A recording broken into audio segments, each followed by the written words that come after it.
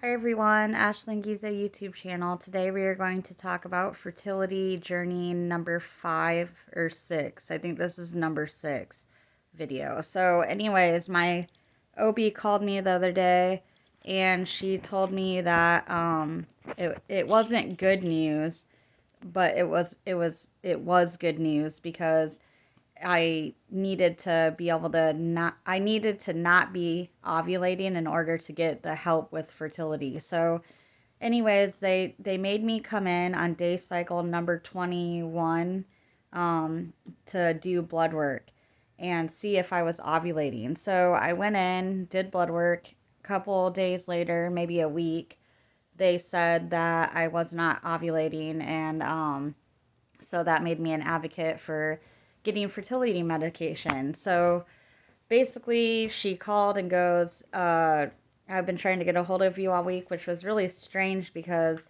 I didn't get a phone call, and neither did my husband. And she said she thought she had tried to reach out on the weekend, which was great because it was perfect timing. And then what else did she say?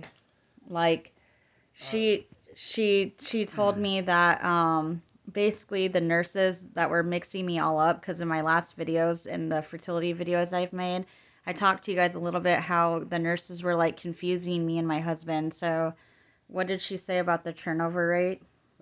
She said that they've had a very high turnover rate because everybody's quitting. So all the new nurses don't really know what's going on.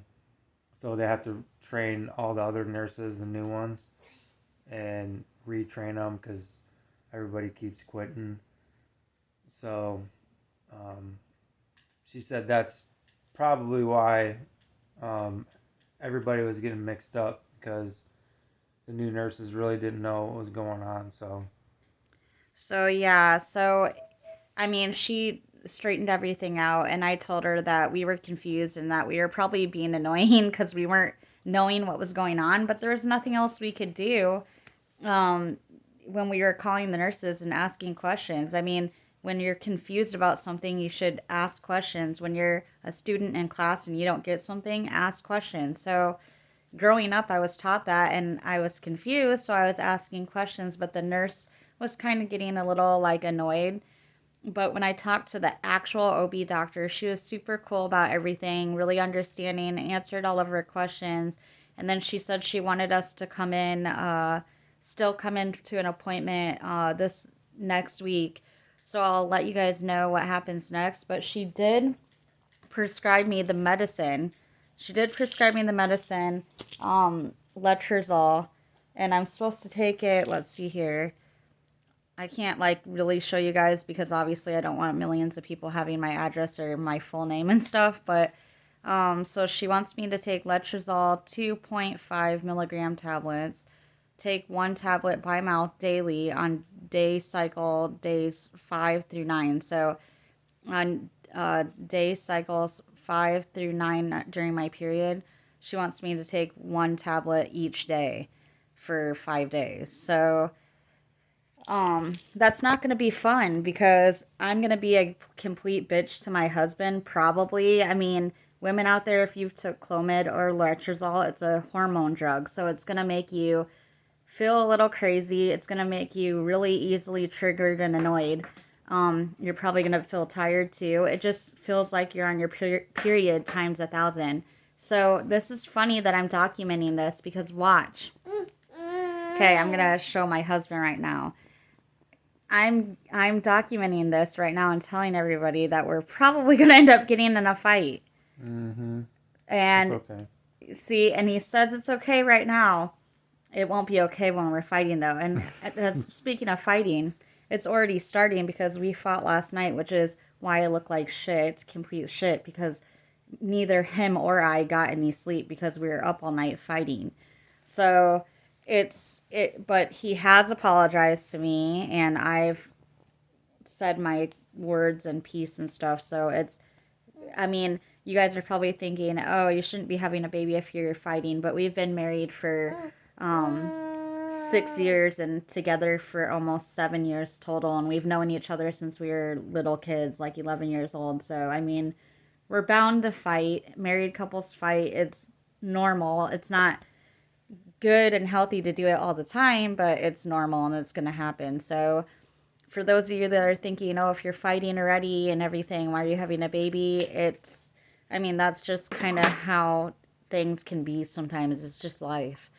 Um, we've been through a lot. For those of you who are just starting to follow me, we've lost a home before due to a natural disaster, a hurricane storm here in Cedar Rapids, Iowa. You can Google it if you don't believe me, because I've actually had people comment that they don't believe that it's happened. But we actually lost our home to that, and we had to get a new home. And then we lost a baby and all kinds of things like that. So me and him have been through a lot together. So it's not, this isn't anything like that we haven't been through before. And we've also been through taking letrozole and Clomid before. And want to tell them the story about the pop thing? Yeah, so she was on, I think it was Clomid. Yep. And then I went to the store to get pop, and I forgot to get her pop, and I came home and she's like, "Where's my pop?" I'm like, I think I forgot it." And then she started freaking out on me like, "You forgot my fucking pop, and you're gonna go back there and get my fucking pop and all this stuff." And then I'm like, "Oh my god, the doctors weren't lying." I mean, Go ahead. and what's funny is when me and him were like kind of watching videos on Clomid and what it would do, because I was scared. It showed a lady talking about the same thing that she did to her husband. I guess About the pop. he wanted her to, yeah, she wanted him to go buy a pop. Nope.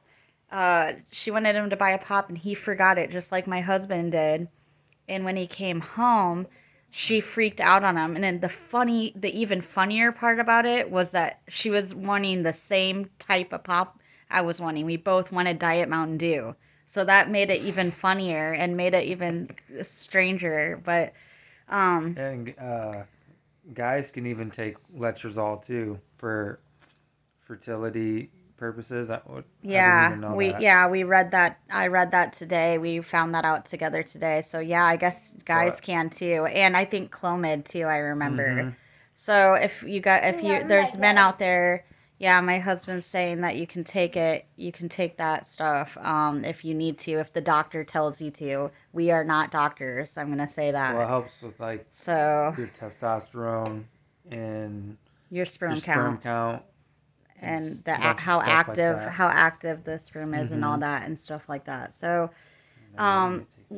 letrozole, I'm gonna be starting next week if I get my period. You guys, let's just hope I'm pregnant like right now, so I don't have to continue this. But if I'm not, I guess I'm gonna be documenting how I'm acting during letrozole. This should be interesting. So I will be on with another life topic.